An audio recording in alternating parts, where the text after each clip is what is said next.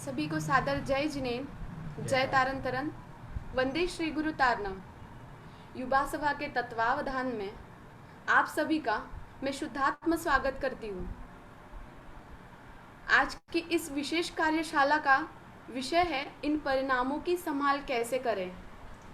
तो हमें इसका मार्गदर्शन करने के लिए इसका मार्गदर्शन बताने जा रही है श्रद्धेय बाल ब्रह्मचारी श्री समय श्री बहन जी। और ये सीधा प्रसारण सुखाजी निशय जी सुखाजी से हो रहा है। और दीदी, हम सभी को याद है कि पिछले ही साल आपका शिरपुर में वर्षावास हुआ था, तो हम सब शिरपुर से आपको बहुत याद कर रहे हैं। मैं निवेदन करती हूँ आदरणीय दीदी जी से।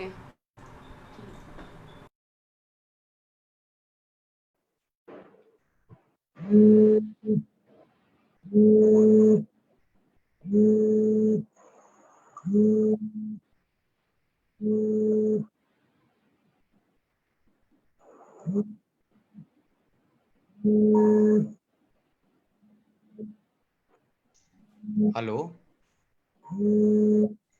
हेलो दीदी, आपको आवाज आ रही है? हेलो दीदी, आपको मेरी आवाज आ रही है? दीदी आपको? हाँ, आ रही है। हेलो दीदी, आप सुन पा रही है हमें? हाँ, आदरणीय दीदी, आवाज तो आ रही है हमारे पास। हमारी आवाज आ रही है आपको? कम आ रही है क्या?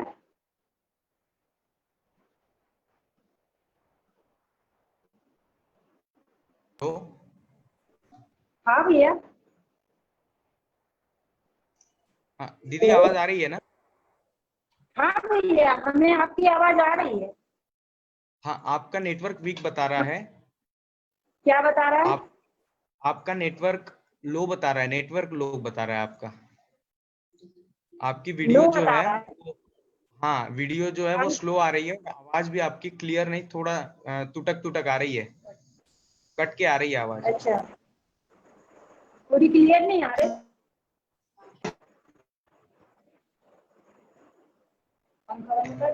हेलो दीदी, हाँ दीदी भैया। मोबाइल आप नेटवर्क पे ले लीजिएगा। आपका जो अच्छा। फोन है ना, हाँ, उसको हाँ। नेटवर्क में रख लीजिए। अच्छा।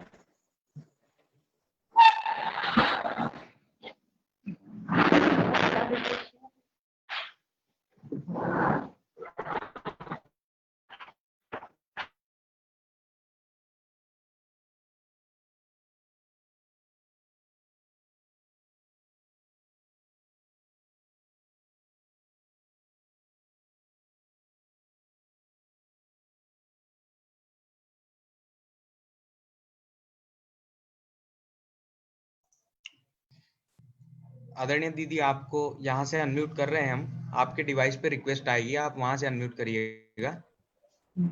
हाँ, अनम्यूट हो चुकी है आप।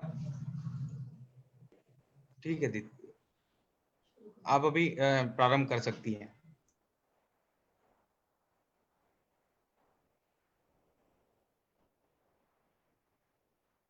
परिमानंद परम ज्योति चिदानंद जनात्मनम स्वयं रूपम समम सुतम विंदेस्थाने नमस्कृतम् पाखंडिका तुमने हटाया यावरण धीरोसिनी तुमने जगत को ले पुष्पवती ने अवतरण भूले काय जगत कैसे उपकार जो तुमने किया है जाति मद के पंख से पतित को पावन किया है सुविकारी हो जगी वंदना, अभिनंदना सती शती नमन। अध्यात्म पथ के हेते सके, गुरुदेव जिन तारण तरण। गुरुदेव जिन तारण तरण, गुरुदेव जिन तारण तरण। बोलिए सदगुरु दानतरण मंडलाचार्य महाराज की जय। जय हमारी हो, आवाज जय हो, जय हो। आपकी जयकारा से लग रहा है कि हमारी आवाज आप तक पहुंच रही है। आज हम यहाँ पर अपने भावों की संभाल कैसे करना है उसकी चर्चा करेंगे कि हमारे भाव जो चलते हैं, प्रति समय परिणाम चलते हैं, उसका फल हमें क्या मिलता है और इसकी हम संभाल कैसे कर सकें। आज इसकी चर्चा करेंगे क्योंकि प्रत्येक जीव के भाव प्रति समय चलते हैं। कोई भी जीव ऐसा नहीं है जिसके भाव ना होते हों, प्रति समय भाव चलते हैं। एक कर्म के उदय जन्य भाव होते हैं, तो जीव के जो परिणाम होते हैं वो परिणाम या भाव दोनों ही एक कहलाते हैं, एक ही पर्यायवाची नाम है। तो परिणाम दो प्रकार के होते हैं मूल में, एक शुद्ध परिणाम और अशुद्ध परिणाम। अशुद्ध परिणाम के दो भेद हैं, एक शुभ परिणाम और दूसरे अशुभ परिणाम। अशुद्ध परिणाम के दो भेद हैं, शुभ और अशुभ। यह जीव प्रति समय या शुभ में परिवर्तन करता है या अशुभ में करता है। कभी यह जीव शुद्ध, अभी वर्तमान में इसकी शुद्ध परिणाम नहीं होते हैं। इसलिए मनुष्य जीवन का पुरुषार्थ है कि अशुभ से बच करके शुभ में प्रवृत्ति करना। जीव की परिणति तीन प्रकार की वर्णी उसमें आता है नाटक समाचार में। जीव की परिणति तीन प्रकार वर्णी, एक पुण्य एक पाप एक राग हरणी। जीव की परिणति तीन प्रकार वर्णी, एक पुण्य एक पाप एक राग हरणी। तो जी परिणाम जो चलते हैं तो अशुभ परिणामों से दुर्गति का बंध होता है और शुभ परिणामों से सदगति का बंध होता है। और जब परिणाम शुद्ध होते हैं तो मुक्ति की प्राप्ति होती है। हम कहते भी हैं कि दिन रात सुबह शुभ भावों से मेरा व्यापार चला करता, मानस वाणी और काया से आश्रव का द्वार खुला रहता। प्रति समय इस जीव के परिणाम प्रति समय इस जीव के शुभ या अशुभ परिणाम चलते हैं और उन शुभ अशुभ परिणामों में यह जीव निरंतर लगा रहता है और कर्मों का बंध करता है। तो ऐसे जीव के परिणामों को, शुभ और अशुभ परिणामों को, उसमें आसक्ति यदि उदयजन्य होते हैं वे परिणाम, तो उस जीव उससे निकल जाता है और अगर जितनी आसक्ति पूर्वक उससे जोड़ता है उतना कर्मों का बंध होता है। कहने का अभिप्राय ये है कि जो शुभ या अशुभ परिणाम चल रहे हैं, तो ये तो कर्म के उदयजन्य चल रहे हैं परिणाम। समझ में आ रहा है ना? मेरी बात आपको समझ में आ रही है? सबको सुनाई दे रही है ना? कि जो परिणाम चलते हैं, शुभ या अशुभ रूप परिणाम चलते हैं, तो उसमें जीव जितनी आसक्ति पूर्वक जोड़ता है उतना ही कर्मों का बंध होता है। कहते हैं ना कि ज्ञानी के भोग भी निर्जरा के कारण होते हैं। तो ज्ञानी जन तो उन कर्मोदय में हंस करके निकल जाता है, समता भाव से निकल जाता है, और अज्ञानी जीव उन्हीं कर्मों के उदय में, उन्हीं परिणामों में आसक्त पूर्वक होकर के अनंत दुखी होता है और कर्मों का बंध करता है। कहा भी है परिणामों से मोक्ष प्राप्त हो, परिणामों से बंध रे, परिणामों की दिव्य शक्ति से कटे जगत के फंद रे। तो भी परिणाम स्वर्ग देते हैं, अशुभ नरक दिखलाते हैं। जब परिणाम शुद्ध होते हैं, सिद्धालय पहुंचाते हैं। कैसे हैं कि जब परिणाम अशुभ होते हैं तो नरक गति की प्राप्ति होती है, और जब परिणाम शुभ होते हैं तो स्वर्ग गति की प्राप्ति होती है, और जहाँ परिणाम शुद्ध होते हैं वहाँ मुक्ति की प्राप्ति होती है। तो अब हमें ये समझना है कि शुभ और अशुभ परिणाम है क्या चीज। जहाँ कसाय की तीव्रता होती है वो अशुभ परिणाम कहलाते हैं, कसाय की तीव्रता होती है वो अशुभ परिणाम कहलाते हैं, और जहाँ कसाय की मंदता होती है वो शुभ परिणाम कहलाते हैं, और जहाँ कसाय का अभाव हो जाता है वे शुद्ध परिणाम कहलाते हैं। जैसे अपनी भाषा में कहें कि जब हाथ ऐसा उठता है किसी को मारने के लिए तो वो पाप होता है। कैसा हाथ उठता है? जब ऐसा हाथ किसी को मारने के लिए उठ जाए तो वो पाप होता है, जब ऐसे हाथ जुड़ जाए वो पुण्य होता है, और जब हाथ पर हाथ रख ले तो वो क्या हो जाता है, धर्म हो जाता है। तो हमें कसाय की तीव्रता में नहीं करना। अब कहते हैं कि हम सबसे बड़ी बात तो ये होती है कि हम दूसरों को दोषारोपण करते हैं। अपन जनरली बात कर रहे हैं कि जो अपने लौकिक व्यवहार में हमारे परिणाम क्यों बिगड़ते हैं, उसका मेन कारण होता है कि हम दूसरों को दोषारोपण करते हैं ना। दूसरों को दोषारोपण कैसे करते हैं, भैया इनने ऐसी बात कही है इसलिए हमारे परिणाम बिगड़े, ये ऐसा ना कहते तो हमारे परिणाम नहीं बिगड़ते। हमारे ऐसी हम किस किस को दोष देते हैं, व्यक्ति को दोष देते हैं, वस्तु को दोष देते हैं, परिस्थिति को दोष देते हैं, या किसी घटना को दोष देते हैं ना। जबकि परिस्थिति पराधीन और मना स्थिति स्वाधीन होती है। परिस्थिति पराधीन होती है, जबकि मना स्थिति कैसी होती है, स्वाधीन होती है। तो अपनी मना स्थिति को सुधारना है, परिस्थिति को कोई नहीं बदल सकता। अगर हम कहें कि परिस्थितियों से उससे हमारे परिणाम बिगड़ते हैं, तो मुनिराजों के ऊपर कितने उपसर्ग आते हैं, सतियों के ऊपर कितने कितने उपसर्ग आते हैं ना, तो उनके परिणाम तो नहीं बिगड़े, उनने कितनी समता शांति पूर्वक सहन किया है।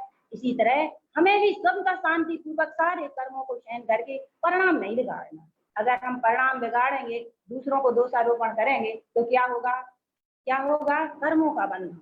देखो लौकिक व्यवहार में हम कपड़े गंदे ना हो जाएं, इसके लिए हम धूल में नहीं बैठते, मिट्टी में नहीं बैठते, साफ जगह में बैठते हैं। क्यों बैठते हैं, कि हमारे कपड़े गंदे ना हो जाए।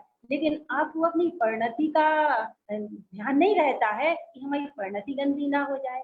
हमें इन परिणामों को ऐसा नहीं करना है, ये नहीं करना है। ऐसी कपड़ों की बड़ी चिंता रहती है, लेकिन परिणामों की चिंता नहीं रहती है। भैया ऐसे परिणामों से हमें कहाँ जाना पड़ेगा, दुर्गति में जाना पड़ेगा। इसलिए अपने परिणामों का विचार करना, प्रति समय देखना अपने अंतरंग के परिणामों का, कि हमारे अंतरंग में कैसे कैसे परिणाम चल रहे हैं। क्योंकि देखो बाहर में एक सीसीटीवी कैमरा लगा रहता है, बाहर में क्या होता है, कहीं कहीं आपने सभी जगह देखा होगा, अक्सर करके सीसीटीवी कैमरा लगा रहता है, तो उस पर लिखा रहता है सावधान, आप सीसीटीवी कैमरे की निगरानी में है या नजर में है। आप सावधान रहते हैं। क्यों रहते हैं सावधान, इसलिए कि उससे हमारे लिए क्या नहीं हो जाए, रिकॉर्डिंग नहीं हो जाए। अगर गलती हो जाएगी हम पकड़े जाएंगे, तो उसका तो हमें डर रहता है। लेकिन प्रति समय कर्मों की रिकॉर्डिंग हो रही कि नहीं हो रही, प्रति समय कर्म जैसे हम भाव करते हैं वैसे कर्म हमें बंधन होता है, और उसका फल हमें क्या करना पड़ता है, भविष्य में भोगना पड़ता है। इसलिए प्रति समय डरो कि हमारी क्या हो रही है, रिकॉर्डिंग हो रही है, और जैसी जैसी रिकॉर्डिंग होगी भविष्य में वैसा वैसा क्या होगा, उसका फल हमें भोगना पड़ेगा। देखो पंचों की दृष्टि में बहुत अच्छा बनना चाहती है, दुनिया की नजरों में बहुत अच्छा बनना चाहती है, कि हमारे परिणाम किसी को पता ना चल जाए। ऊपर से बहुत अच्छे बनते हैं और अंतरंग में क्या चलता है, अंतरंग में कुछ भी परिणाम चलते ही रहे। क्यों, क्योंकि हमें सबकी दृष्टि में क्या बनना है, बहुत अच्छा बनना, अच्छा दिखना चाहते हैं। आचार्य कहते हैं कि तुम सबकी दृष्टि में अच्छा मत बनो, परमेश्वर की दृष्टि में अच्छा बन जाओ, तो तुम पंचों की दृष्टि में भी अच्छे बन जाओ।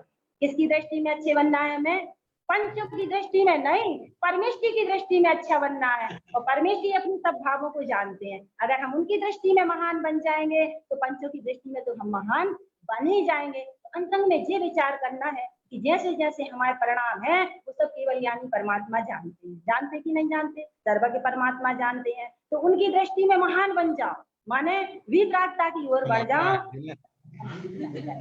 जैसे अपने आचार्य श्री नारायण स्वामी ने ज्ञान समुच्चय सार की 96 नंबर की गाथा में एक कारिका गाथा लिखी है। उसमें उन्होंने प्रश्न किया है किसी ने कि सबसे पहले हमें क्या करना, यदि हमें साधना करना है तो साधना के मार्ग में बढ़ना है या हमें धर्म की प्राप्ति करना है, तो सबसे पहले हम क्या करें। तो आचार्य श्री नारायण स्वामी ने 96 नंबर की गाथा में कहा है, प्रथमम भाव शुद्धम च अशुद्धम तिक्त प्राणमुखम परिणाम बंध मुक्तम चा मैं उपभोगम तिक्त मना सुतम। क्योंकि प्रथमम भाव शुद्धम चा, सबसे पहले अपने परिणामों को शुद्ध करो। क्योंकि क्यों करना परिणामों को शुद्ध, क्योंकि परिणाम बंध मुक्तम चा, परिणाम के कारण है और परिणाम ही मुक्ति के कारण है। इसलिए क्या करना, सबसे पहले अपने परिणामों की संभाल करना। देखो अगर हम एक काम करें कि अपने परिणामों को छुपा लें कि किसी को हमारे परिणाम पता ना चले, और हम सबकी दृष्टि में बहुत अच्छे बने रहे। कई लोग मायाचारी करते हैं ना, मायाचारी, अंदर में कुटिल परिणाम भी रहते हैं। 4 प्रकार के परिणाम बताए हैं, 4 प्रकार के पुरुष का वर्णन किया है नाटक समय सार में। वो कहा है कि सबसे उत्तम पुरुष होते हैं वे किसमिस की तरह होते हैं, याद है, उत्तम पुरुष होते हैं वे किसमिस की तरह होते हैं, कि अंदर से भी कोमल होते हैं, बाहर से भी कोमल होते हैं, और मीठी भी होती, किसमिस होती है ना। दूसरे मध्यम पुरुष होते हैं वे नारियल की तरह होते हैं, नारियल देखा, भीतर से मीठा होता है, बाहर से कड़ा होता है। और अधम पुरुष होते हैं वे बेर की तरह होते हैं, वेर मतलब ऊपर से वो नरम होता है और अंदर से कैसा होता है, कठोर होता है। और अधम से अधम पुरुष होते हैं वे सुपारी की तरह होते हैं। अब वहां पर क्या बोला जाता हमें नहीं पता, लेकिन सुपारी मतलब वो फल आता है जो, तो उस वो बाहर से भी कठोर रहता है और भीतर से भी कठोर रहता है। तो जो मायाचारी के जो जीव परिणाम करता है उसका फल उसको ही भोगना पड़ता है। कैसे भोगना पड़ता है, एक उदाहरण के माध्यम से समझेंगे। एक कारीगर था, वो कारीगर बहुत अच्छी महल बनाता था। हेलो तो राजा के उसमें आदरणीय बहुत सारे दीदी, महल बनते थे। हेलो श्रद्धेय दीदी, हाँ, दीदी थोड़ा कुछ आप देर है जब बात, हाँ मैं बात करना चाह रहा हूँ आपसे 1 सेकंड के लिए। जी। थोड़ा सा आप, हाँ आप जब हमें मार्गदर्शन कर रही है तो थोड़ा अपना स्पीड जो है वो थोड़ा स्लो रखिएगा। मतलब क्या हो रहा है कि फास्ट हो रहा है थोड़ा सा, आप स्लो जी बोलिए, जी बाकी क्लियर है, सब बाकी सब क्लियर है, निश्चिंत रहे। जी, बहुत अच्छा। एक कारीगर महल बनाता था, बहुत अच्छे महल बनाता था। तो राजा के उसने बहुत सारे महल बनाए थे। और एक बार क्या हुआ कि राजा ने उनसे कहा कि तुम, उसको मिस्त्री को बुलाया, कारीगर को बुलाया और कहा कि तुम एक महल तैयार करो। और उनके लिए जगह दे दी गई महल बनाने के लिए, और उनसे कह दिया कि जितने पैसे तुम्हें चाहिए हो राजकोष से ले जाओ। क्या बोले कि जितने पैसे चाहिए महल बनाने में, जितने भी पैसे लगे तो हमारे राजकोष से ले जाओ, बहुत सुंदर से सुंदर, अच्छे से अच्छा महल बनना चाहिए। वो कारीगर पैसे लेकर के महल बनाना तैयार करता है, महल बनाना शुरुआत करता है और महल बनाता है। लेकिन उसके मन में क्या विचार आ जाता है कि राजा तो पैसे दे ही रहा है, तो वो पैसे तो ज्यादा लेकर के आता है, लेकिन उसके कम क्वालिटी का माल उसमें लगा देता है, माने कम पैसे लगाता है महल में, रद्दी क्वालिटी का, कम क्वालिटी का माल उसमें, कमजोर जो माल होता है वो लगा देता है और कुछ पैसे बचा करके रख लेता है। ऐसा करते हुए उसने पूरा महल तैयार किया, बहुत सुंदर महल तैयार किया। अब राजा का जब महल बनकर तैयार हो गया तो सब लोग उनके पास में गए और कहते हैं, देखते हैं जब उनकी महल की ओपनिंग होती है तो बहुत सुंदर, सबने बहुत प्रशंसा की उसकी। अब राजा कहते हैं कि कारीगर ने बहुत सुंदर सुंदर महल बनाए हैं, अब इनके लिए पुरस्कार देना है, पुरस्कार देने की बारी आई है। और सबने बहुत प्रशंसा भी कर रहे थे उस महल की। जब पुरस्कार का समय आया तो राजा ने कहा कि इस कारीगर ने हमारे बहुत सारे महल बनाए हैं, लेकिन मुझे दुख इस बात का है कि ये हमेशा एक पुराने मकान में, टूटे फूटे मकान में रहता है। तो आज ये महल मैं कारीगर के लिए पुरस्कार स्वरूप देता हूँ। क्या दिया, पुरस्कार के रूप में कारीगर के लिए वो क्या दे दिया, उन्हें महल दे दिया। अब सबको खुशी है, सब लोग बहुत खुशी मना रहे हैं, लेकिन उसके लिए खुशी नहीं हो रही। क्यों नहीं हो रही उसके लिए खुशी, क्यों नहीं हुई उसके लिए खुशी? इसलिए नहीं हो रही है कि उसने क्या किया था, उसमें कम क्वालिटी का माल लगाया था, रद्दी माल लगाया था।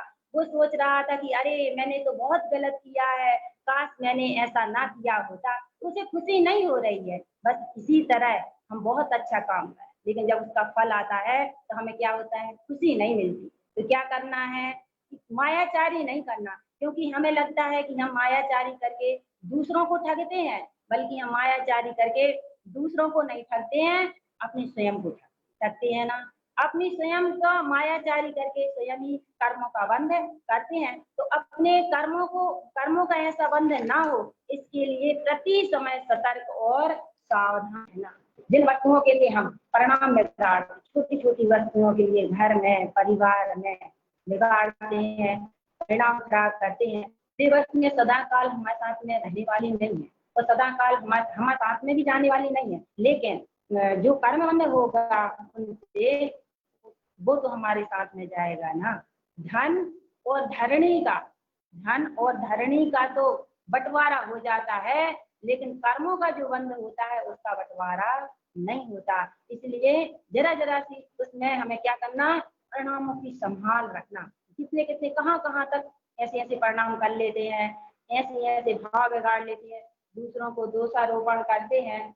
तो हमें ऐसी अपनी वाणी से भी क्या होता है, ऐसे परिणाम भी नहीं करो कि जिससे दूसरों को आघात पहुंचे। अपनी वाणी से दूसरों को भी दुख पहुंचे और वहां पर भी उनके भी परिणाम बिगड़े। ऐसी संभाल रखो कि अपने भी परिणाम ना बिगड़े और दूसरों के परिणाम भी ना बिगड़े। ऐसी सहनशीलता, धैर्य और विवेक अपने अंदर में जागृत करो। जितनी सहनशीलता, धैर्य, विवेक अपने अंदर में जागृत होगा तो जय जीत क्या होगा, सहन करने की शक्ति आएगी, गुस्सा नहीं आएगी। जरा जरा सी बात में हम गुस्सा करने लगते हैं, गुस्सा आ जाता है। क्यों आ जाता है इतना गुस्सा, क्यों आता है इतना गुस्सा? क्योंकि हमने दूसरों को क्या करते हैं कि दूसरों को दोषारोपण करते हैं, इसलिए गुस्सा आता है। या फिर उसको अपने अनुसार चलाना चाहे। सैद्धांतिक 4 सूत्र हैं, सैद्धांतिक 4 सूत्रों को याद कर लेना कि जीव अकेला आया है और अकेला जाएगा। जैसी करनी यहाँ करेगा वैसा ही फल पाएगा। तीसरा है धर्म और कर्म में कोई किसी का साथी नहीं है। चौथा सूत्र क्या है, धर्म का श्रद्धान और कर्म पर विश्वास करने वाला ज्ञानी होता है। चौथा सूत्र कौन सा है, धर्म का श्रद्धान और कर्म पर विश्वास करने वाला ज्ञानी होता है। हमें धर्म का श्रद्धान होना और कर्म का विश्वास, हमारे जैसे कर्म का उदय रहता है उसके अनुसार हमें वो चीज मिलती है। अगर हमारे पुण्य कर्म का उदय है तो सब चीजें हमें सुविधाएं प्रकट होंगी, सुविधाएं मिलेंगी। और अगर हमारे पाप कर्म का उदय है तो वे सुविधाएं नहीं मिलेंगी। लेकिन हम क्या करते हैं, भाव चाहे जैसे भाव बना लो, भावों का ही खेल है और इन भावों से ही चलती पुण्य पाप की रेल। जीव जैसे चाहे जैसे भाव बना लो, भावों का ही खेल है और इन भावों से ही चलती पुण्य पाप की रेल चल रही है। जीव बना लो, अपने परिणाम बना लो, चाहे तुम शुभ रूप परिणाम कर लो या अशुभ रूप परिणाम कर लो। और दूसरी बात ये होती है कि अपने कर्मोदय का तो जीव विचार नहीं करता है, बल्कि दूसरों को क्या कहता है, इनने ऐसा कह दिया। मान लो आपके पाप कर्म का उदय है, आप किसी के दरवाजे पर गए, किसी के घर गए और उन्होंने आपके लिए पानी के लिए नहीं पूछा। किसके लिए नहीं पूछा, पानी तक के लिए नहीं पूछा। तो आपने वहां से क्या बैर बांध लिया, भैया इनके घर हमें कभी नहीं जाना, क्योंकि हम जब इनके घर गए थे तो इनने पानी के लिए नहीं पूछा था। क्यों, उस समय में तुमने ये विचार नहीं किया कि हमारे पाप कर्म का उदय था इसलिए वो चीज नहीं मिली। अब वो जब तुम्हारे पुण्य कर्म का उदय आता है तो वो व्यक्ति तुम्हारे सामने दूध का गिलास लेकर के खड़ा है कि लो भैया आ जाओ, स्वागत है। तो हम क्या कहते, नहीं तुम तो वही हो जिन्होंने हमें पानी के लिए नहीं पूछा था। माने वो गठान बांध के अपने अंतरंग में रख लेते हैं और परिणामों को बिगाड़ते करते हैं, ऐसा ही नहीं करते। इसलिए अपने कर्मोदय का विचार करना कि हमारे पुण्य कर्म का उदय होगा तो सारी सामग्री मिलेगी, और अगर पुण्य कर्म का उदय नहीं है तो हमें ये सामग्री नहीं मिलेगी। इसलिए किसी को दोष नहीं देना। दूसरी एक और बात होती है कि हम जैसे परिणाम करते हैं सामने वाले को भी उसका प्रभाव पड़ता है। सामने वाले को ऐसा प्रभाव पड़ता है कि मान लो आप किसी के पास में गुस्सा में गए, बहुत तेज गुस्सा में गए, तो सामने वाला व्यक्ति नॉर्मल भी है और आपकी गुस्सा देख करके उसको भी क्या आने लगती है, गुस्सा आने लगती है। आती कि नहीं आती है? इसलिए अपने परिणाम इतने शांत कर लो, इतने शांत परिणाम कर लो कि सामने वाले की गुस्सा अपने आप ठंडी हो जाएगी। लेकिन हम खुद भरे रहते हैं और दूसरों को दोष देते हैं। ये अपने परिणाम अंदर से संभालो। क्या करना है, अपने परिणामों की संभाल करना है, तो सामने वाले के परिणाम तो अपने आप समझ जाते हैं। कैसे होता है कि सामने वाले के परिणाम कैसे बिगड़ते हैं, तो एक छोटा सा उदाहरण आता है कि एक राजा नगर भ्रमण के लिए जाता है।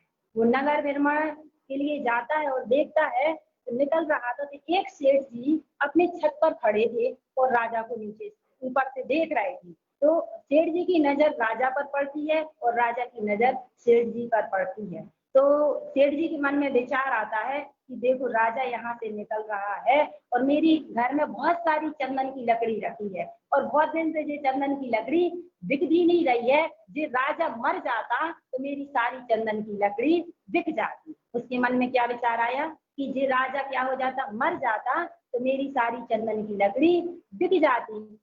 और उसके मन में राजा के मन में उसी समय विचार आया कि देखो ये सेठ जी कितना अहंकारी है कि हम नीचे से राजा निकल रही है, हमारी सवारी निकल रही है, फिर भी ये ऊपर खड़ा है, नीचे तक नहीं आया। तो दोनों के मन में चले परिणाम की नहीं चले, एक साथ उधर उनके भी परिणाम बिगड़े और यहाँ इनके भी परिणाम बिगड़े।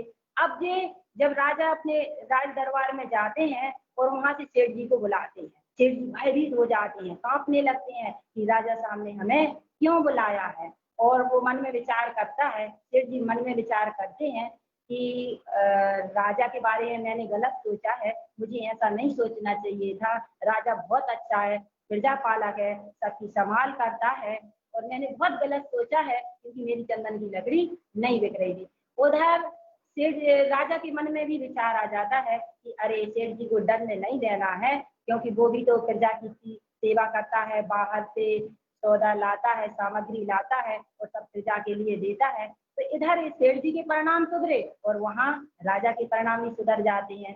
जब सेठ जी राजा के सामने पहुंचते हैं तो क्षमा मांगने लगते।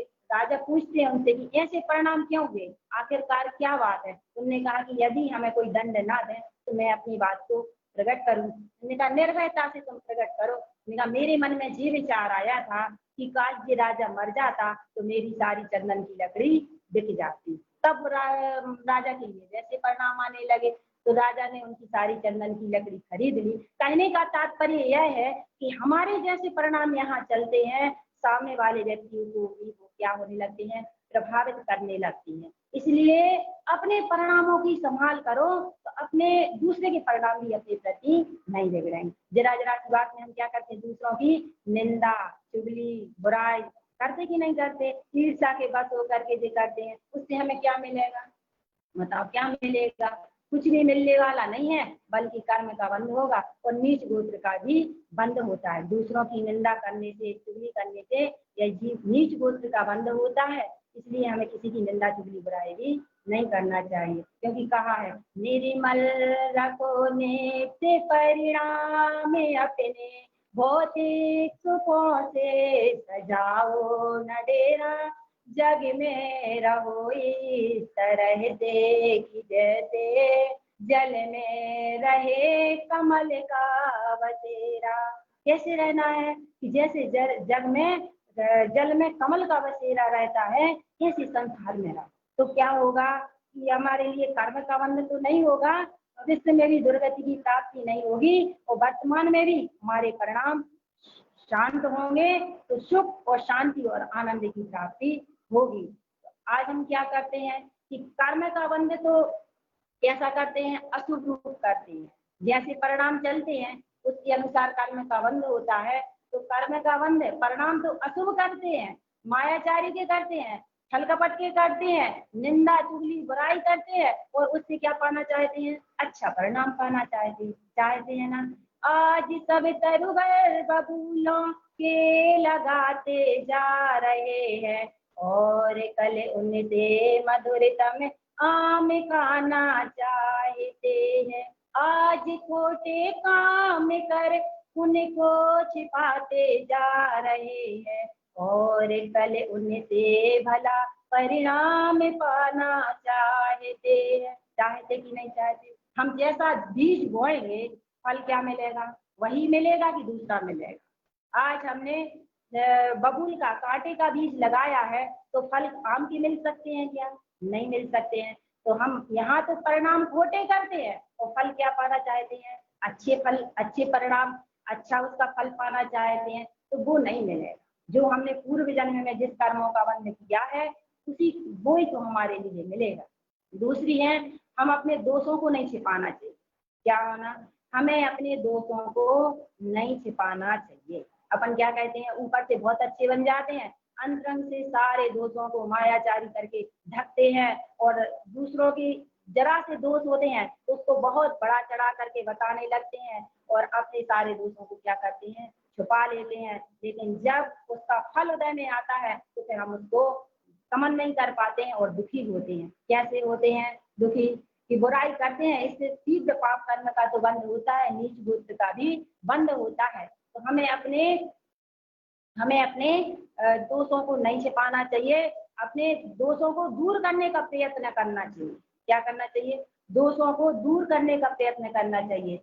जिसके अंतरंग में बुराई बुराई के रूप में होती है, बुराई बुराई के रूप में स्वीकार होती है, वो तो एक दिन निकल जाती है, और जो बुराई अच्छाई के रूप में बैठी रहती है अंतरंग में, वो कभी निकलने वाली नहीं है। इसलिए सबसे पहले बुराई को बुराई समझो, दोषों को दोष समझो कि ये मेरे दोष हैं, ये मेरी बुराई है, ये मेरी कमजोरी है। अगर जो हमारी कमजोरी है उसको हम कमजोरी समझेंगे तो वो क्या होगी? निकल जाएगी। बुराई समझेंगे तो वो निकल जाएगी। और अगर हम उसको क्या करेंगे? अच्छाई के रूप में ग्रहण करेंगे तो वो कभी भी निकलने वाली नहीं है। हम क्या करते हैं? दोषों को क्या करते हैं? ढकते हैं। जो अपने दोषों को प्रकट करता है वो सीधा साधा होता है, सरल हृदय होता है, वो दुखी नहीं रहता, क्योंकि जब उसके परिणाम प्रकट होते हैं तो वह दुखी होता है जो मायाचारी करता है। एक संगीतकार के कक्ष में बहुत सारे वाद्य यंत्र रखे थे और उनके बांसुरी भी रखी थी, ढोलक भी रखी थी, सब चीजें वाद्य यंत्र रखे थे। तो संगीतकार का बेटा उस कमरे में जाता है और उस बांसुरी को अपने प्यार से अपने अंधों पर लगाता है और ढोलक को थाप मार करके बाहर निकल जाता है। तो प्रतिदिन का उसका ये काम था। ढोलक को बहुत दुख होता है इस बात का, तो वो बांसुरी से कहती है कि देखो बहन, तुम्हें तो सभी लोग प्यार से अपने अधरों पर लगाते हैं और मेरे लिए क्या करते हैं? मारते हैं। तो बांसुरी कहती है कि देखो बहन, फूल तुम्हारे अंदर में भी है और फूल हमारे अंदर में भी है, बस अंतर इतना है कि हमने अपनी पोल को 7 छिद्रों द्वारा प्रकट किया है और तुमने अपनी पोल को मृत चर्म से ढकने की कोशिश की है। तो ढकने की कोशिश की है इसलिए तुम्हें मार गलती है, और जबकि हमें सब लोग प्यार करते हैं। ऐसे ही जो अपने दोषों को निकालने की कोशिश करता है तो वो सबका प्रिय बन जाता है, लेकिन जो दोषों को क्या करता है? ढांकता है, तो वो मायाचारी करता है, तो उसके परिणाम प्रति समय तो अशुभ होते ही होते हैं, लेकिन वर्तमान में भी वह सुखकाल की में रह पाता नहीं है। तो क्या करना? अपने दोषों को प्रकट करना, छुपाना नहीं, मायाचारी के परिणाम नहीं करना, छल कपट के परिणाम नहीं करना, क्योंकि वो हमें खुद दिखाई दे रहा है। हमारा परिणाम हमारा दर्पण होता है, हमारा आईना होता है। इसलिए क्या करना है? इस ज्ञान के दर्पण में हमें अपने दोषों को देखना है। एक चीज है, मान में दूसरों के दोष दिखाई देते हैं और ज्ञान में अपने दोष दिखाई देते हैं। इसमें ज्ञान में अपने दोष दिखाई देते हैं और मान में दूसरों के दोष दिखाई देते। जब हमें दूसरों के दोष दिखाई दे तो क्या समझना चाहिए? ये मान काम कर रहा है, और जब हमें अपने दोष दिखाई दे तो क्या काम कर रहा है? ज्ञान काम कर रहा है। ज्ञान जब जागृत होता है तो एक एक जब क्षेत्र में दूसरों के निहारूं, मुझको स्वयं छिद्र अपने दिखाए। क्या होना? जब दूसरों के तुम्हें थोड़े से भी दोष दिखाई दे तो अपने दोषों को देखना, अपने परिणामों को देखना, अपना मूल्यांकन करना कि हमें कहाँ कहाँ हमारी गलती हो रही है, हमारे परिणाम कैसे चल रहे हैं। इसलिए भैया अपने परिणामों की संभाल करना, क्योंकि सुमेरु मुनिराज का सबके लिए उदाहरण पता होगा। सुमेरु मुनिराज सुना है ना नाम? सबने सुना है। सुमेरु मुनिराज जब भी राज अवस्था में थे, राजा थे, तो उनको बैराग आया और वे अपने अबोध बालक के लिए राज्य तिलक करके और दीक्षा ले लेते हैं।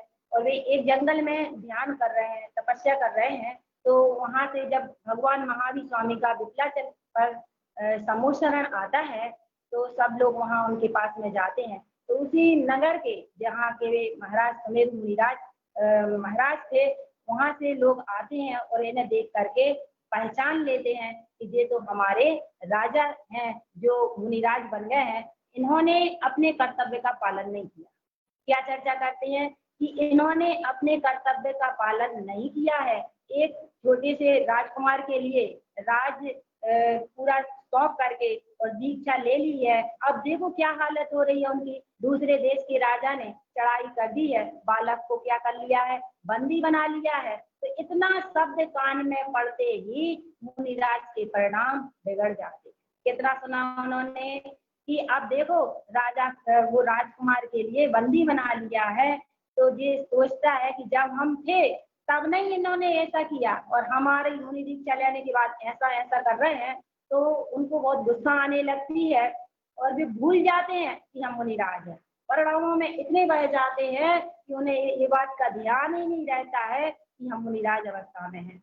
और फिर वहां से राजा शरण निकलते हैं और वे भी विपलाचल पर्वत पर महावीर स्वामी के समुद्र शरण में जाते हैं।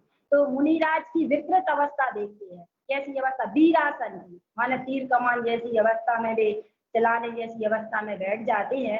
तो जब उनकी इस अवस्था को देखते हैं तो निकल जाते हैं वे और भगवान महावीर स्वामी से पूछते हैं कि जी मुनिराज ऐसी अवस्था में कैसे बैठे हैं, इनके परिणाम कैसे चल रहे हैं।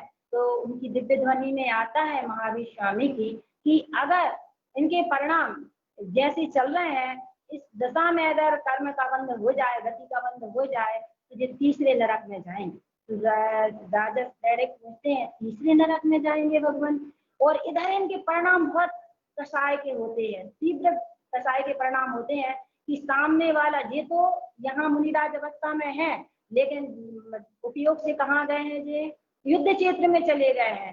तो युद्ध क्षेत्र में लड़ाई कर रहे हैं उपयोग से, हम कहाँ, जहाँ हमारा उपयोग, वे वहां जाते हैं और ध्यान में और राजा के ऊपर चढ़ाई करते हैं, उन्हें मारने की कोशिश करते हैं। तो उनका जो मुकुट रहता है वो बहुत नुकीला रहता है। उनने सोचा कि ये शत्रु पक्ष को अगर हम ये मुकुट मार देंगे वो मर जाएगा। इधर इतने तीव्र कसाय के परिणाम और ये हाथ लगाते हैं, इतने में दिव्य ध्वनि में वहां फिर आता है कि अगर इस परिणामों में उनको गति बंद हो जाए तो 7वें नरक में जाएंगे। कहाँ जाएंगे, 7वें नरक में जाएंगे। तब इधर ये लगाते हैं हाथ, और जैसे ही मैं हाथ लगाया तो मुकुट को उठा नहीं।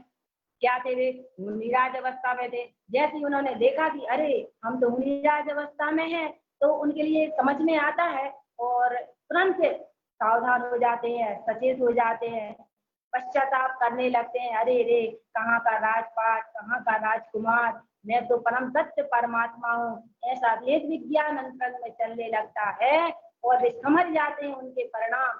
तो वहीं से उनको वहां दिव्य ध्वनि में आता है कि अगर आप परिणामों का, अगर इस समय उनके लिए गति का बंध हो तो ये कहाँ जाएंगे, तीसरे स्वर्ग में जाएंगे। और ऐसे ही परिणाम सुधरते हैं और फिर कहाँ जाएंगे, 16वें स्वर्ग में जाएंगे। और जब उनने राजा सहज ने कहा कि भगवान ऐसा कैसे हो सकता है कि अभी नरक और अभी स्वर्ग, तो दिव्य ध्वनि में आता है कि अरे स्वर्ग और नरक नहीं, तो मेरे मुनिराज के लिए तो केवल ज्ञान हो गया है। क्या हो गया, केवल ज्ञान हो गया।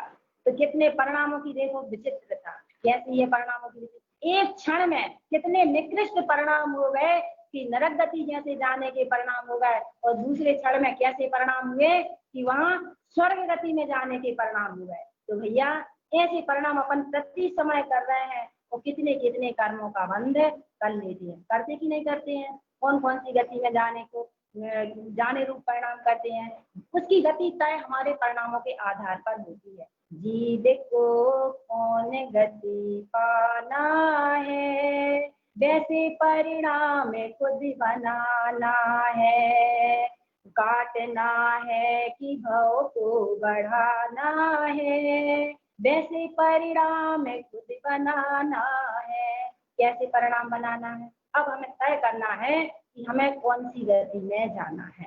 बताओ, दिन ऐसा नहीं है, कई लोग कहते हैं कि अभी तो मौज मस्ती कर लो, जिंदगी में बहुत मौज मस्ती कर लो, अंत समय में परिणाम सुधार लेंगे, अंत भला तो सब भला, अंत भला तो सब भला। ऐसा नहीं है, जिंदगी भर तुम्हारे जैसे परिणाम चलेंगे, अंत समय में वैसे ही परिणाम रहेंगे। जैसे आपने भोजन में इलायची वाला दूध पिया है, खीर खाई है, तो डकार किसकी आएगी, खीर की आएगी, और लहसुन प्याज खाएंगे तो डकार किसकी आएगी? लहसुन प्याज की आएगी। तुम कहो कि हम खाएं लहसुन प्याज और लास्ट में डकार काय की आ जाए, इलायची की आ जाए, तो वो आने वाली नहीं है। इसी तरह जीवन में हम जिंदगी भर जैसे परिणाम करेंगे, परिणामों में तिष्ठते है, अंत समय में हमें वैसी ही परिस्थिति, वैसे ही वातावरण निर्मित हो जाते हैं, हमारे परिणाम भी वैसे ही चलने लगते हैं। इसलिए वर्तमान के परिणामों को संभाल,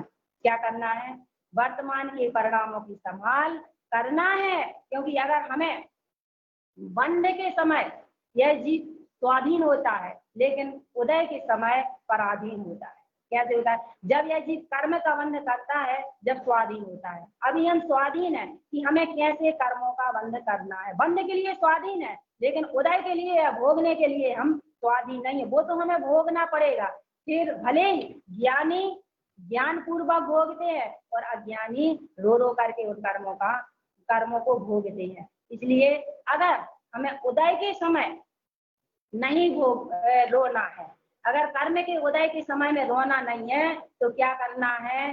कर्म के बंध के समय चेतना है। चेतना है माने सावधान होना है, समझना है, अपनी परिणति को कैसी बनाना है? निर्मल बनाना है, शुद्ध बनाना है। अगर हमारे परिणाम शुद्ध होते हैं तो हमारा जीवन सुखमय होगा।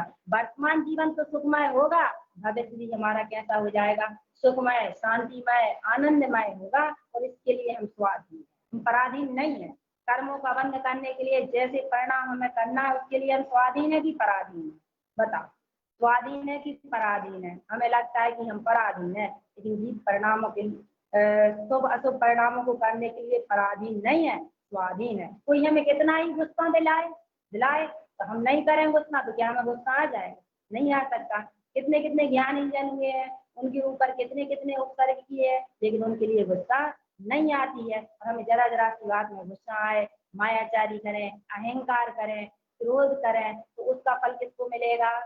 हमारे लिए मिलेगा ना, हमारे लिए भोगना पड़ेगा ना। इसलिए देखो, अपने परिणाम जैसे करेंगे, जैसे कर्म का बंध करेंगे, वैसे ही हमारे हृदय में आता है। हम इसलिए ये बात को कहते हैं क्योंकि जिसके फल तुम्हें पता चल जाता है, तो जैसे किसी को पता है कि इस भोजन में जहर मिला है, तो फिर वो भोजन नहीं करेगा। क्यों नहीं करेगा? क्योंकि उसका फल पता है, उसका परिणाम पता है कि अगर हम इस भोजन को करेंगे तो क्या हो जाएगा? मृत्यु हो जाएगी हमारी। ऐसे ही परिणामों के फल को इसलिए बताया जाता है कि वह समझ जाए, चेत जाए कि अगर हम ऐसे परिणाम करेंगे तो उसका फल हमें कैसा मिलेगा? दुर्गति में जाना पड़ेगा। तो दुर्गति में यदि नहीं जाना है और भविष्य में दुखी नहीं होना है, तो हमारा एक ही पुरुषार्थ है कि वर्तमान के परिणामों की क्या करना? संभाल करना। ये तो किताब है, जीवन एक किताब है। हमारा टिफिन खुल रहा है, जो हम टिफिन में लेकर के आते हैं वही हम आज हमारे सामने खुल रहा है। कैसे हो रहा है हमारा टिफिन खुल रहा है? जैसे आप पिकनिक के लिए कहीं गए हैं मान लो, और अपने टिफिन में सूखी रोटी लेकर के गए, तो क्या निकलेगा? जब खोलेंगे तो सूखी रोटी निकलेगी ना। और जो हलवा पूड़ी लेकर के जाएगा तो क्या निकलेगा? हलवा पूड़ी निकलेगा। और हम कहेंगे भैया हमारे टिफिन में सूखी रोटी निकल रही है और इनके टिफिन में क्या निकल रहा है? हलवा पूड़ी निकल रही है। तो क्यों निकल रही है? हम जो रख के लाए वही तो निकलेगा। कहते मालिक ने सबको बनाया, जिंदगी देख सबकी जुदा है, कोई दाने दाने को मोहताज है, किसी को हलवा मिला है। क्यों मिला है? ऐसा क्यों हो रहा है? क्योंकि पहले हमने जैसे कर्म बंद किया था उसका फल आज हृदय में आ रहा है। तो जैसे जीव परिणाम करता है उसका फल उसके लिए ही भोगना पड़ता है। इसलिए अपने क्या करना? सबसे पहले अपने परिणामों की संभाल करना, अशुभ से बचना, अशुभ परिणामों से बनना, पाप से बचना, मायाचारी के परिणामों से बचना। और इसके लिए परिणामों को संभाल के लिए, सुधारने के लिए हमें क्षेत्र बदलने की जरूरत नहीं है, घर से बाहर निकलने की जरूरत नहीं है। जहां भी रहेंगे वहीं हम अपने परिणामों की संभाल कर सकते हैं। दुकान में हो या घर में हो या व्यापार में हो, कहीं भी रहें, जहां भी रहेंगे वहां अपने परिणामों की संभाल करना, शुद्ध रखना। और दूसरी बात ये है परिणामों की संभाल के लिए उदय के समय में सावधान रहना। जब विपरीत परिस्थितियां बनती हैं उस समय में परिणामों की संभाल रखना। अब तुम कहो कि भैया हमारे अंदर में इतनी क्षमता ही नहीं है, इतनी कैपेसिटी नहीं है कि हम सहन कर सकें, हमें गुस्सा आ जाती है। हमारे अंदर में अथाह शक्ति है, कैपेसिटी है, लेकिन हम उसका क्या करते हैं, प्रयोग नहीं करते। जहाँ प्रयोग करना पड़ता है हम वहाँ प्रयोग करते हैं। कैसे प्रयोग करते हैं, जैसे आप व्यापारी हैं, कपड़े की दुकान पर कोई ग्राहक आया कपड़े खरीदने के लिए। अब उसने बहुत सारे कपड़े देखे आपके दुकान पर, और उसने जब आधा घंटे तक परेशान करके और फिर कहने लगा कि हमें तुम्हारे कपड़े पसंद नहीं आए, तो आपको गुस्सा तो बहुत आती है, लेकिन आप गुस्सा नहीं करते उस समय में। क्यों नहीं करते गुस्सा, कि अगर गुस्सा करेंगे तो ये ग्राहक फिर दोबारा दुकान पर नहीं आएगा। तो आप मुस्कुरा कर उससे कहते हैं कि ठीक है भाई साहब, जब नया माल आएगा तब पुनः पधारें, ऐसा कहते हैं। तो वहां पर इतनी क्षमता कहाँ से आई है, अंदर में तो आई है।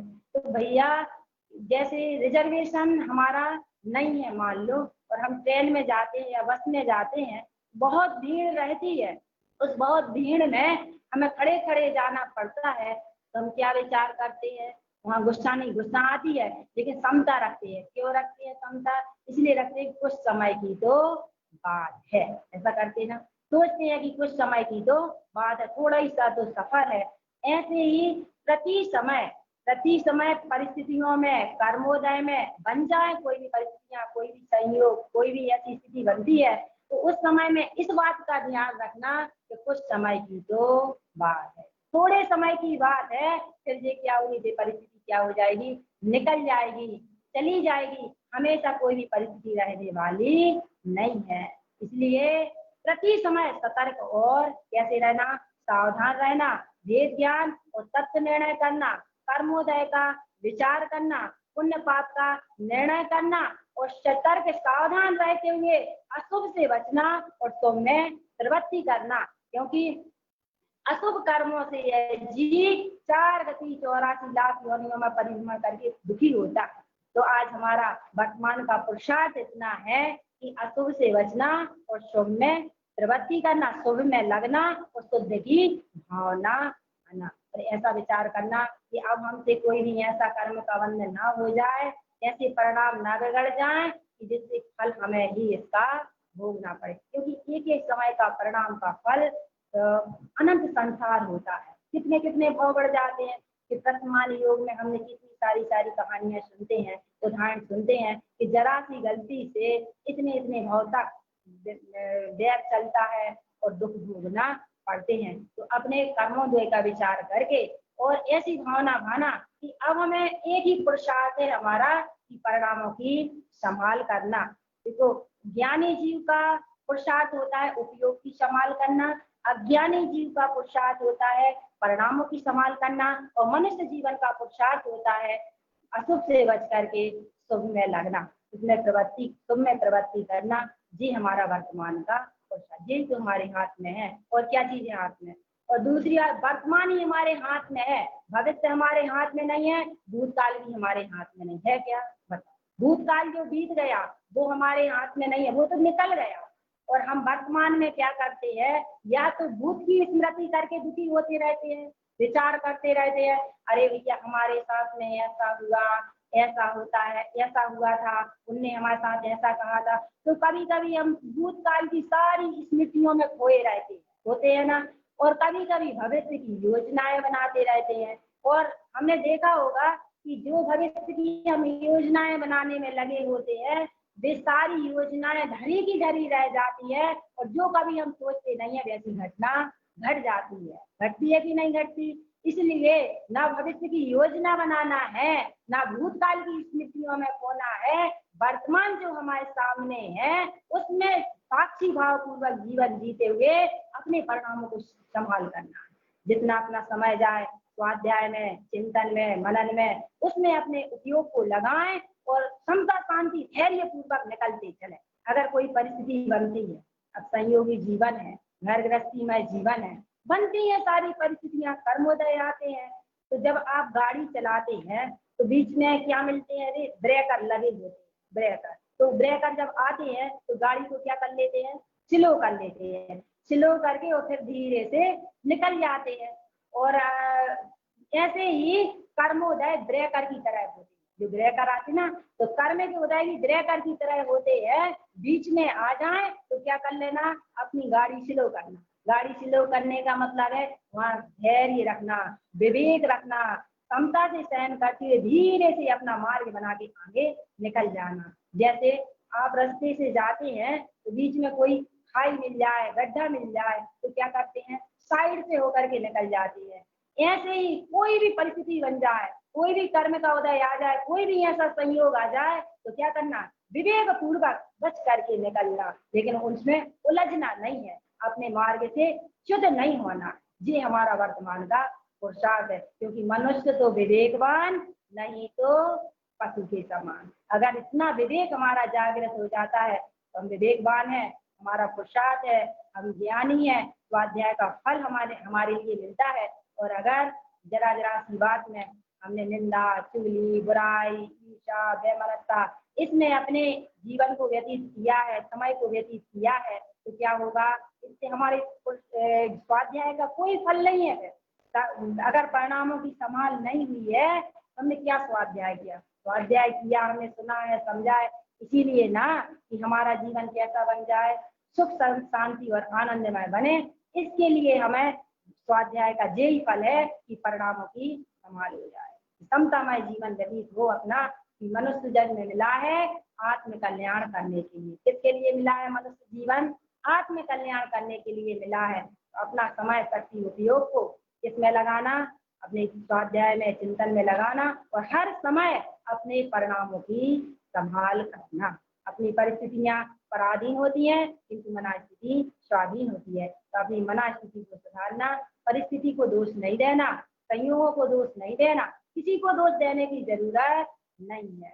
बस अपनी दृष्टि बदलना है, अपनी सोच बदलना है, अपने सकारात्मक सोच रखना है, क्योंकि उसी में गुलाब है, उसी में कांटे हैं, दोनों एक साथ होते हैं। बस दृष्टि देखना है कि तुम्हारी दृष्टि कांटों पर है कि गुलाब पर है। यदि हम कांटों को देखेंगे तो दुखी होंगे, और गुलाब को देखेंगे तो कैसे हो जाएंगे, सुखी हो जाएंगे। तो दोष नहीं देखना है कभी किसी के, क्या करना है, अच्छाइयों को ग्रहण करो तो हमारे अंदर में अच्छाइयां आएंगी, और हम दोषों को ग्रहण करेंगे तो हमारे अंदर में क्या आएंगे, दोष का ढेर लगेगा। तो अपने परिणामों को संभाल करना है, दूसरों का, दुनिया का कचरा पूरा अपने घर में नहीं भर के रखना। हाँ, एक बात और है कि घर गृहस्थी में लोग क्या करते हैं, भैया टाइम हो जाए तो बता देना थोड़ा सा जी। जैसे कैलेंडर लगा होता है घर में, तो आप ये 2020 चल रहा है, आपके घर में 2019 का कोई कैलेंडर लगाए है? कोई नहीं लगाया। क्यों नहीं लगाया, क्यों नहीं लगाया कैलेंडर? क्योंकि वो साल निकल गई। जो कैलेंडर साल निकल जाती है वो कैलेंडर निकाल करके हम फेंक देते हैं, लेकिन कितने वर्षों वर्षों पुराने बातों को हम हृदय में रखते हैं, अपने घर में टांग के रखते हैं और दुखी होते रहते हैं। टांगते हैं कि नहीं, घर में रखते हैं कि नहीं रखते हैं? ये सब कचरा कूड़ा को अंदर में नहीं रखना है। इनसे क्या होता है, विकल्प होते हैं, बार बार वे चीजें याद आती हैं, दुखी होते हैं। या जो आई है धारा वो चली गई, जो कर्म का उदय आया था चला गया, आज तो नहीं है वर्तमान में ना। इसलिए किसी भी उसको महत्व नहीं देना। कोई भी परिस्थिति, घटना जो भी घटी है उसको क्या करना है, समता शांति से उस चीज से निकलना है, क्योंकि जिसके अंदर में जो होता है वही तो बाहर में देता है। जिसके अंदर में जो होता है वही तो बाहर में देता है। एक रिक्शे वाला, ऑटो वाला जा रहा है, ऑटो सेठ जी बैठे हैं रिक्शे में और वो स्टेशन लेकर के उनके लिए जा रहा है। तो एक सामने वाला जीप वाला आता है और उसे टक्कर मार देता है, तो और जीप वाला उतर करके इसके लिए बहुत डांटता भी है। तो ये कुछ नहीं कहता, चुपचाप रहता है ये ऑटो वाला। तो सेठ जी उससे कहते हैं कि भाई उसने तुम्हें डांटा, गलती उसकी थी, फिर भी तुमने उससे कुछ कहा क्यों नहीं है? तो वो ऑटो वाला क्या कहता है कि वे सब नगर पालिका के कचरे से भरे हैं। काय के कचरे से? नगर पालिका के कचरे से भरे हैं। उनके अंदर में गुस्सा है तो वो कहीं ना कहीं तो वे निकालेंगे। इसलिए हमें अपने उनके कचरे को हमें अपने अंदर में ग्रहण नहीं करना है।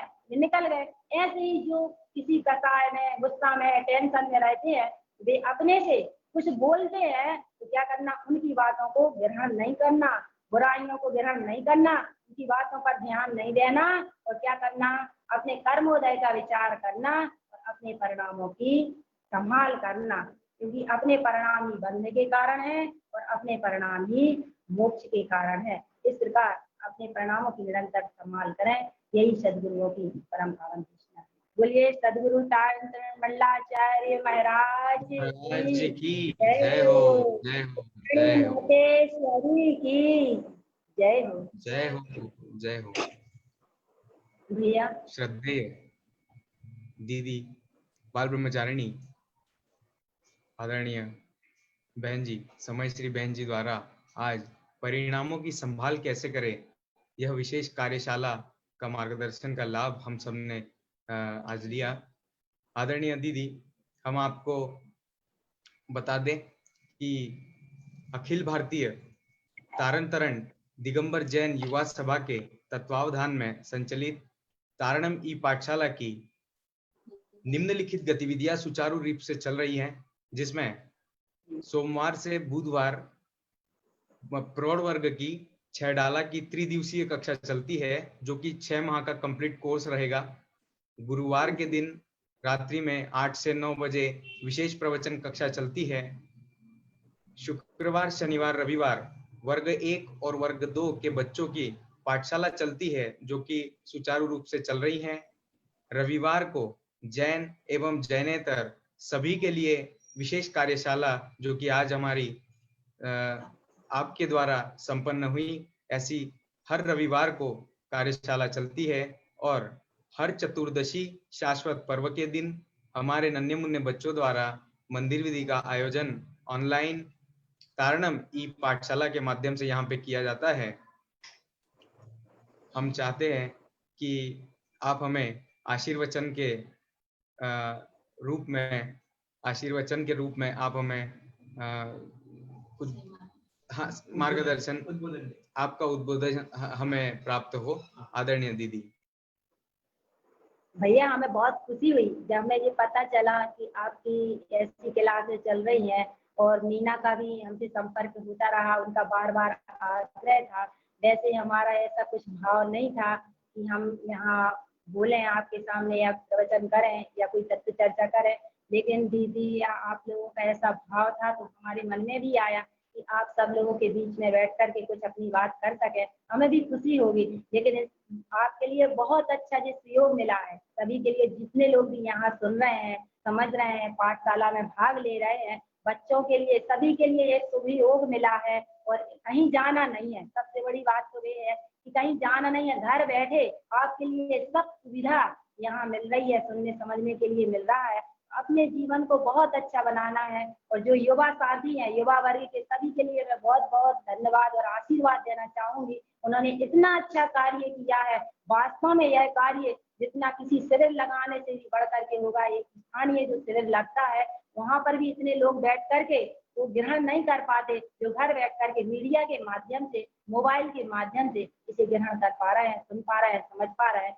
वास्तव में वे साधुवाद के पात्र हैं, धन्यवाद के पात्र। उनके लिए बहुत बहुत शुभकामनाएं, बहुत बहुत आशीर्वाद। अभी हम यहाँ तीर्थ क्षेत्र सूखा निशय जी में हमारा वर्षावास चल रहा है। हमारी छोटी बहन अर्चना भी हमारे साथ में है। तो यहाँ पर बहुत अच्छा है, गुरु महाराज ने यहाँ अतिशय तीर्थ क्षेत्र भी है, विहार स्थली भी है, और प्रचार केंद्र भी गुरु महाराज का जी रहा है। और यहाँ से उन्होंने बहुत प्रभावना भी की है। तो आज सभी लोग तीर्थ क्षेत्र सूखा निशय जी पधारें, दर्शन का लाभ लें, ऐसी भावना है। और सभी के लिए, युवा साथी वर्ग के और जितने भी इसमें कार्यरत है, सभी के लिए बहुत बहुत आशीर्वाद है, बहुत बहुत साधुवाद है। और ऐसे ही वे आगे बढ़ते रहे और गुरुवाणी का प्रभावना में सहभागी बने, और सबका जीवन सुख शांति आनंदमय हो, मंगलमय हो, ऐसी सबके लिए बहुत बहुत शुभकामनाएं।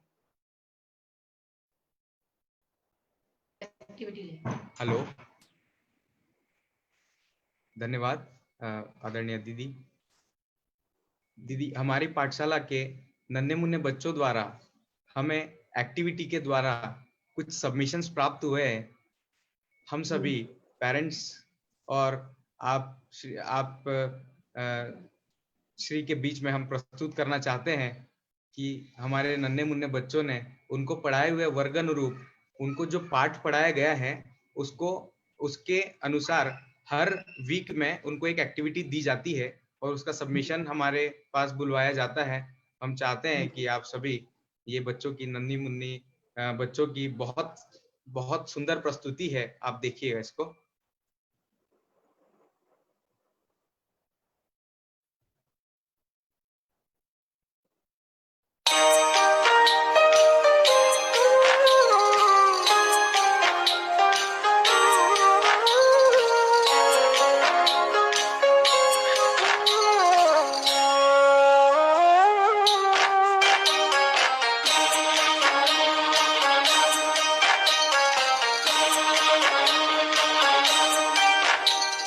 जिसने राग द्वेष कामादिक जीते सब जग जान लिया, सब जीवों को मोक्ष मार्ग का निष्प्रह हो उपदेश दिया। बुद्ध वीर जिन हरिहर ब्रह्मा या उसको स्वाधीन कहो, भक्ति भाव से प्रेरित हो यह चित्त उसी में लीन रहो। सदा ऐसी भावना हो मन की भावना।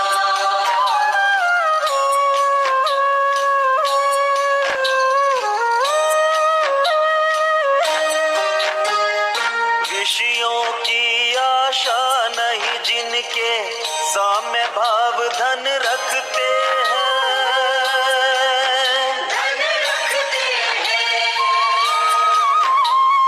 निज पर के हित साधन में जो निश दिन तत्पर रहते हैं।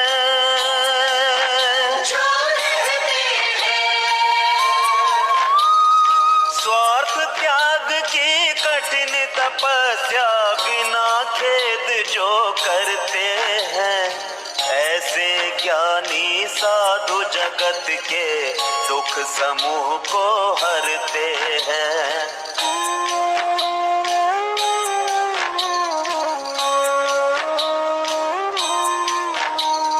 रहे सदा सत्संग उन्हीं का, ध्यान उन्हीं का नित्य रहे, उन्हीं जैसी चर्या में यह चित्त सदा अनुरक्त रहे।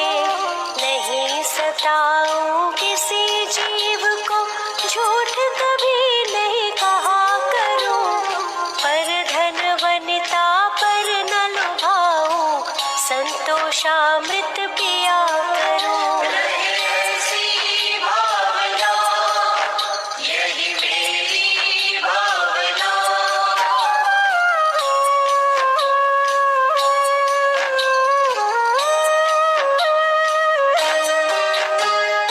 अहंकार का भाव न रखूं, नहीं किसी पर क्रोध करूं, ना क्रोध करूं। देख दूसरों की बढ़ती को कभी न ईर्ष्या भाव धरूं। ईर्ष्या भाव धरूं। रहे भावना ऐसी मेरी, सरल सत्य व्यवहार करूं, बने जहां तक इस जीवन में औरों का उपकार करूं।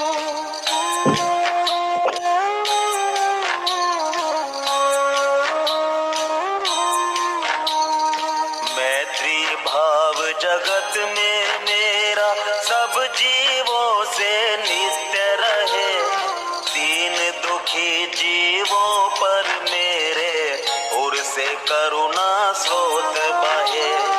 दुर्जन क्रूर कुमार्ग रतों पर क्षोभ नहीं मुझको आवे, साम्य भाव रखूं मैं उन पर ऐसी परिणति हो जावे। सदा ऐसी भावना हो मन की भावना।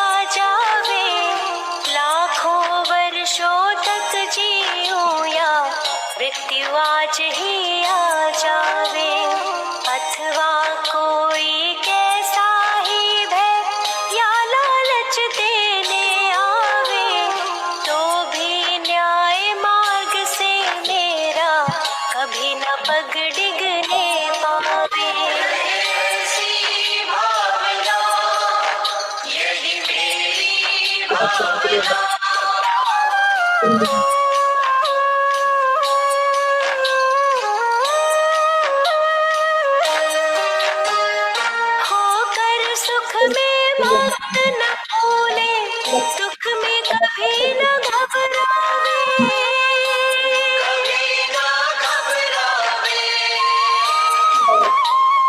पर्वत नदी शमशान भयानक, अटवी से नहीं भय खावे।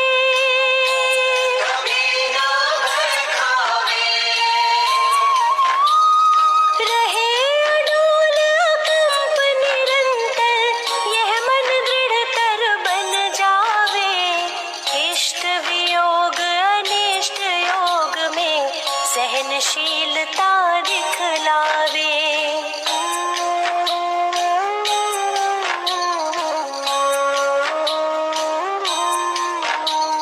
सुखी रहे सब जीव जगत के, कोई कभी ना घबरावे। बैर पाप अभिमान छोड़ जग नित्य नए मंगल गावे। घर घर चर्चा रहे धर्म की, दुष्कृत दुष्कर हो जावे। ज्ञान चरित उन्नत कर अपना, मनुज जन्म फल सब पावे। सदा ऐसी भावना हो मन की भावना।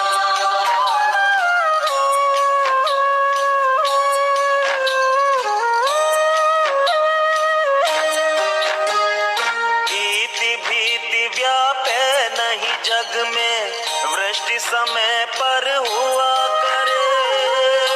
समय पर हुआ करे।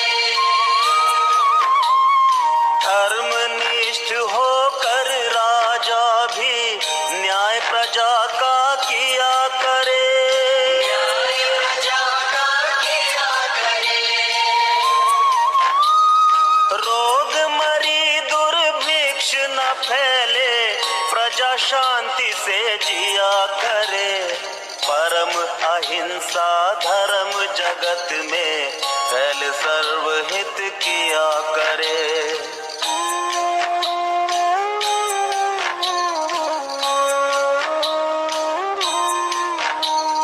फैले प्रेम परस्पर जग में, मोह दूर ही रहा करे।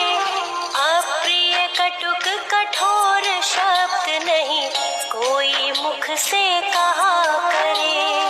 बनकर सब युग वीर हृदय से, देशोन्नति रत रहा करे।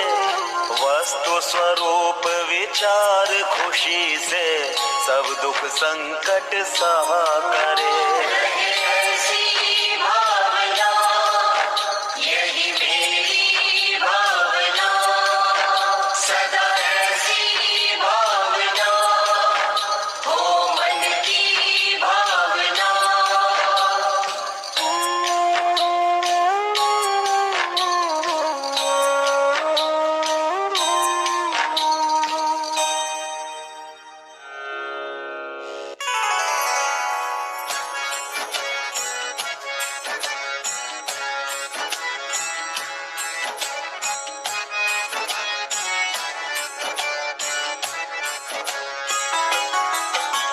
सुबह सवेरे लेकर तेरा नाम प्रभु,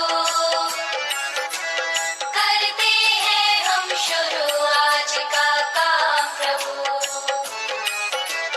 सुबह सवेरे लेकर तेरा नाम प्रभु, करते हैं हम शुरू आज का काम प्रभु। करते हैं हम शुरू आज का काम प्रभु।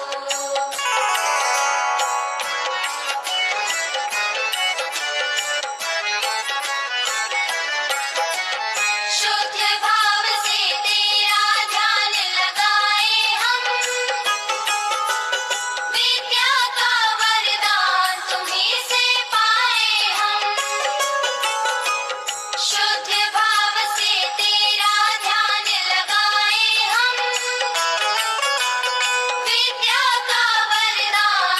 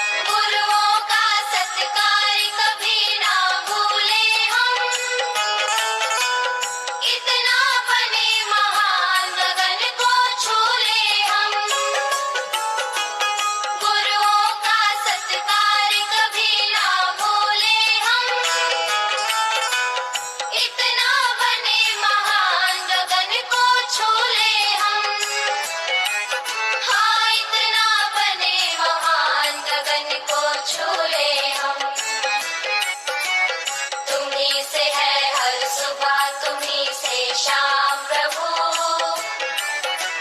करते हैं हम शुरू आज का काम प्रभु सुबह सवेरे लेकर तेरा नाम प्रभु करते हैं हम शुरू आज का काम प्रभु करते हैं हम शुरू आज का काम प्रभु करते हैं हम शुरू आज का काम प्रभु।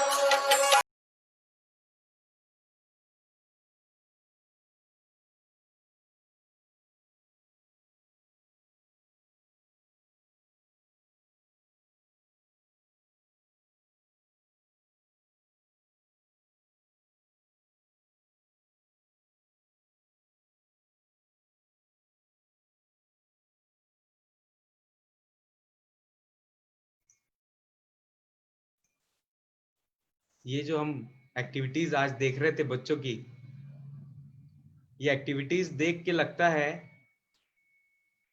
कि बच्चे अपनी क्रिएटिविटी को कौन से लेवल पे जाके यूज करते हैं। और हमें फोन आते हैं कि भैया जी एक्टिविटीज के नंबर निकाल ले, किस रिजल्ट प्रेषित करें। निशब्द कर देती है एक्टिविटीज और बच्चों के प्रयत्न। हम और हमारी कमेटी ये चीज नहीं कर पाती है कि हम रिजल्ट इसका डिक्लेयर करें, इसलिए हम सभी की प्रस्तुति करना हमें अनिवार्य मतलब होता है। बच्चे ऐसे सबमिशंस देते हैं। आज की परिणामों की संभाल कैसे करें, यह कार्यशाला हमारी जो आज संपन्न हुई, इसके आभार प्रदर्शन हेतु मैं यहाँ पे आप सभी के बीच उपस्थित करना चाहता हूँ लोकप्रिय प्रतिष्ठाचार्य पंडित श्री विजय मोही जी चाचा जी पिपरिया से। वे हमारे बीच उपस्थित होवे और मैं आप सभी की अनुमति से आप सभी के बीच आदरणीय पंडित जी का शुद्धात्म स्वागत करते हुए यहाँ पे आपके बीच उपस्थित करता हूँ आज की कार्यशाला की आभार प्रस्तुति के लिए। आदरणीय पंडित जी।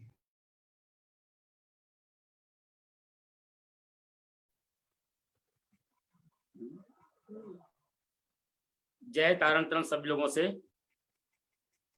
अमन भैया आवाज आ रही है? हाँ आ रही है पंडित जी, आवाज आ रही है। जय तारण तरण। संयम के बिछोने पर ज्ञानी जन सुख की नींद सोते हैं। संयम के बिछोने पर ज्ञानी जन सुख की नींद सोते हैं। दिन रात ऐश कर अज्ञानी रोते ही रहते हैं। यह तो सीधा सा समीकरण है दोस्तों, यह तो सीधा सा समीकरण है दोस्तों। फल वैसा ही पाते हैं जैसा हम बीज बोते हैं। फल वैसा ही पाते हैं जैसा हम बीज बोते हैं। निश्चित ही वह बीज का नाम है परिणाम। अत्यंत प्रसन्नता है आज आचार्य श्री जिनतारण स्वामी जी महाराज की पावन बिहार भूमि तीछे सुखन से जी से आज आदरणीय विदुषी बहन ब्रह्मचारिणी समय श्री दीदी का इन परिणामों की संभाल कैसे करें पर प्रवचन सुनने का सौभाग्य प्राप्त हुआ। निश्चित ही इन चारों गतियों में मनुष्य गति एक ऐसी गति है जहां से हमें अगली स्टेशन पर या मंजिल को प्राप्त करने के लिए सारे साधन उपलब्ध हैं। तीन गतियों में कुछ भी सोचने विचारने की शक्ति प्राप्त नहीं है इस मनुष्य जीवन में अन्य प्राणियों को, लेकिन एक मनुष्य गति में ही हमें ये सारा संयोग प्राप्त हुआ है। हम इन संयोगों में रहते हुए भी और अपने विवेक बुद्धि का सदुपयोग करते हुए भी निश्चित ही हम अपने भाव को कैसे सुधारें, और उसका एक ही मात्र उपाय है परिणाम। क्योंकि जैसे हमारे परिणाम होंगे वैसे ही हमें अगला हमारा मुकाम हमें प्राप्त होगा। दीदी का बहुत बहुत आभार है और सौभाग्यशाली है दीदी जिन्हें गुरु महाराज की पावन बिहार भूमि पर प्रथम बार बसावास करने का सौभाग्य प्राप्त हुआ है। निश्चित ही लॉकडाउन के या महामारी के दौर के चलते उन्होंने जो एक अपनी साधना का क्रम आगे बनाया है, उनके जीवन में नित्य प्रति साधना के सोपान और प्रफुल्लित हों और विकसित हों, ऐसी मंगल भावना के साथ धन्यवाद बहुत बहुत तारणम ई पाठशाला के सभी संयोजकों का और जिन्होंने इस आज के कार्यक्रम में दीदी को हम सबके बीच सुनने का सौभाग्य प्रदान किया है और ऐसे ही कार्यक्रम आयोजित होते रहे। अभी बच्चों की शानदार प्रस्तुतियां देखी, मन गदगद हो गया। निश्चित ही हमारी तारण समाज में प्रतिभाओं की कमी नहीं है। तारण समाज एक फलता फूलता हमारा वट वृक्ष है, जहाँ पर अध्यात्म की गंगा निरंतर बह रही है और ऐसी अध्यात्म की गंगा में भी हमारे सभी होनहार भावी पीढ़ी के छात्र छात्राएं बच्चे आगे बढ़े, अपनी अपनी प्रस्तुतियों को देकर। ये तारणम ई पाठशाला के सभी हमारे संयोजक बहुत सुंदर कार्यक्रम कर रहे हैं। मैं पुनः आप सभी को धन्यवाद देता हुआ, पुनः दीदी को नमन करता हुआ और पूज्य गुरुदेव की बिहार भूमि को नमन करता हुआ अपनी वाणी को विराम दूंगा। इसी तरह दीदी के जीवन में संयम की बहारें आए और उनके द्वारा हम सभी को जो ज्ञान का अर्जन हो, हम ज्ञान का अर्जन करके अपने आत्महित का कल्याण का मार्ग प्रशस्त करें। ऐसी मंगल भावना के साथ सभी श्रोताओं के लिए भी सादर जय तारण तरण। इसी के साथ जिनवाणी स्तुति लेते हैं हम आगे। दीदी, हम जिनवाणी स्तुति के जरिए आज की कार्यशाला की समापन की ओर बढ़ते हैं। जी।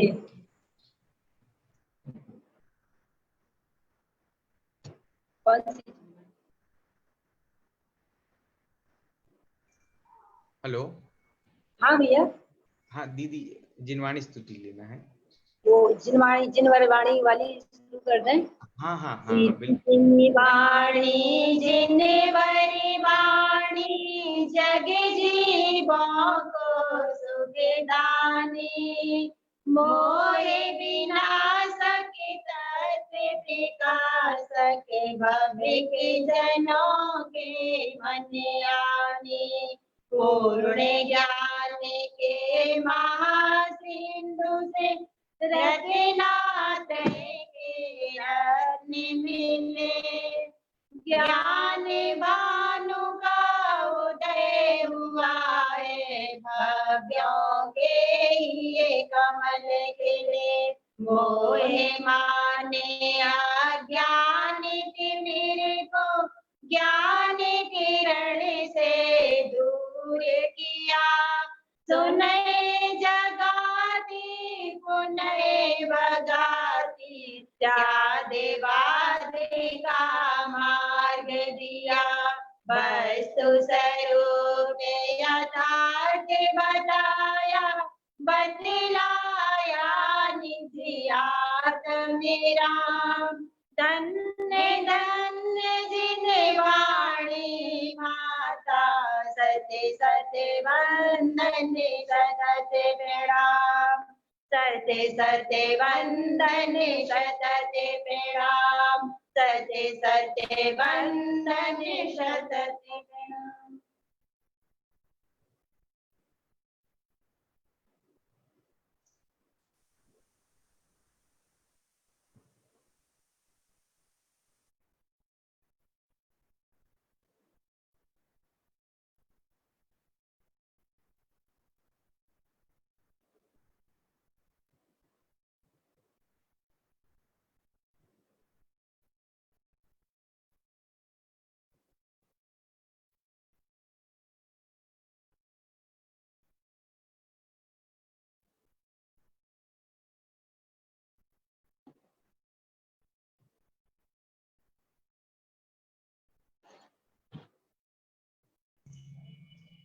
बोलिए द्वादशांग वाणी की जय हो। जय श्री गुरु तारणतरणाचार्य जी महाराज की जय हो। जय हो।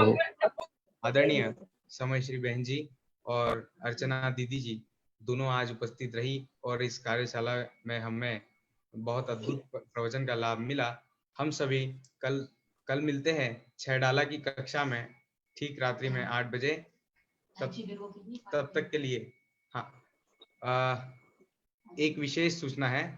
आज सुबह से 6:30 से 7:30 पे हम ध्यान शिविर का प्रारंभ कर चुके हैं। तारणमी पाठशाला द्वारा पंडित श्री सुनील जी जैन भिलाई द्वारा पिंडस्थ ध्यान की 5 धारणा एक दिन ऐसा 5 दिवसीय विशेष ध्यान शिविर है। तो आप सभी से निवेदन है, ग्रुप पे आपको लिंक प्राप्त हो जाएगी, आप उसमें भी जुड़ सकते हैं और ध्यान का लाभ प्राप्त कर सकते हैं। इसी के साथ आप सभी को सादर जय जिनेंद्र, जय तारंतरण।